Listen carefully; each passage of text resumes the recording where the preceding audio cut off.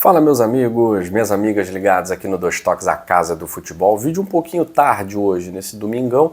Ainda tem um jogo acontecendo pelo Campeonato Brasileiro, mas se o assunto é liderança, a gente tem que falar de Palmeiras. Eu falei no vídeo de mais cedo que o Flamengo tinha liderança provisória, porque não tinha como o Palmeiras não vencer o Juventude no jogo de hoje.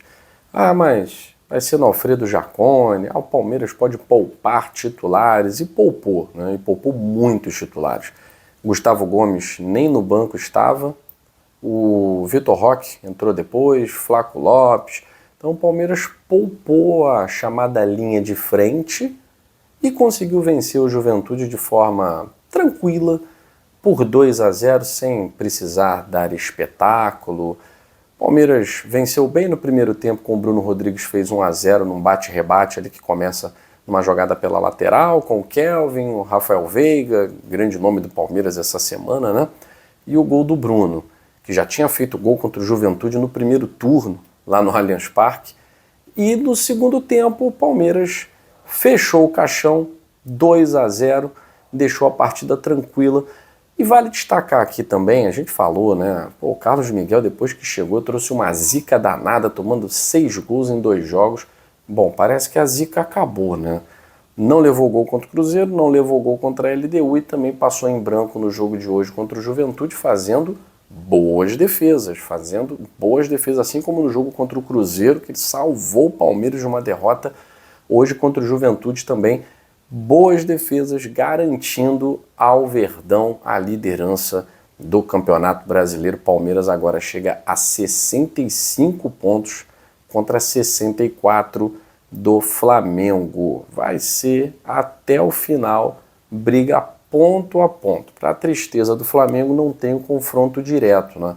Mas ainda tem um alento para o torcedor do Flamengo. Tem o jogo que está faltando.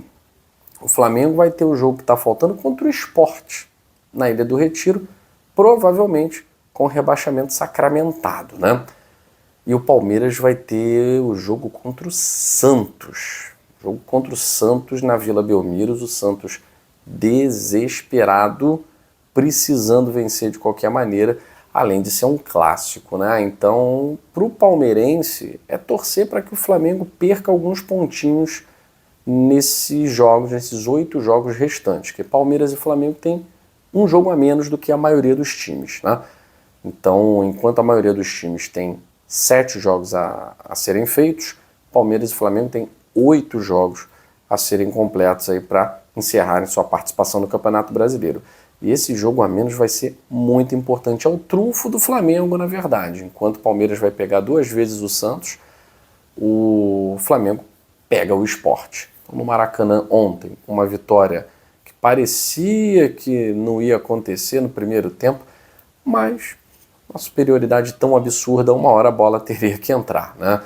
O Flamengo venceu, o Palmeiras também sem fazer muito esforço, poupando vários titulares, venceu, porque agora é meio de semana e Campeonato Brasileiro, meio de semana, fim de semana, meio de semana, fim de semana, até a final da Libertadores para Flamengo e Palmeiras, que acontece no final de novembro. Até lá é muito Campeonato Brasileiro na veia. Tem uma pausa para a data FIFA, tem uma pausazinha aí para a data FIFA. O Flamengo também tem mais um clássico a ser feito, um clássico contra o Fluminense, né? O Flamengo ainda tem esse jogo, tem jogo contra o Mirassol, no interior paulista. Então o Flamengo não tem uma agenda também muito tranquila. Beleza, vai pegar o Sport mais uma vez, né? Mas, tirando isso, acho que é sofrimento até o final para as duas equipes. O Flamengo foi a Fortaleza, por exemplo, e perdeu para o Fortaleza de 1-0, um time que está na zona de rebaixamento. Então, o Palmeiras dificilmente perde pontos para essas equipes que estão na parte de baixo da tabela. Em compensação, o Palmeiras, no confronto direto contra o Flamengo, perdeu os 2. E nem assim o Palmeiras está atrás do rubro-negro. Então, segue o Palmeiras na liderança, como estava antes, e do G6 teve modificação. Porque o Botafogo empatou com o Mirassol no sábado, ultrapassou o Fluminense. O Fluminense precisava pontuar. O Fluminense não pontuou, perdeu para o Ceará por 2-0, e ficou fora ali do G6. Está na zona de classificação ainda, porque graças à classificação de Flamengo e Palmeiras para a final da Libertadores, abriu o G7. Então o Fluminense está na 7ª colocação.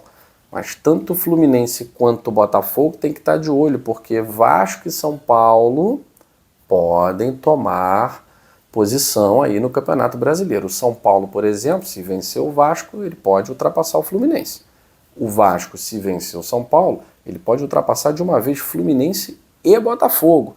Então, é bom o Fluminense ficar ligado, já perdeu uma posição faltando 7 rodadas. Briga por G6, G5, G7, quem sabe G8. Vai também ser muito emocionante, porque as equipes estão ali ponto a ponto. O Corinthians, ninguém dava nada pelo Corinthians. O Corinthians venceu o Grêmio por 2-0. Corinthians já aparece ali também na faixa dos 40 pontos, né? Então já está ali na faixa dos 40 pontos, querendo brigar por essa vaga. Está na semifinal de Copa do Brasil, ok, mas só tem um campeão, são 4 semifinalistas.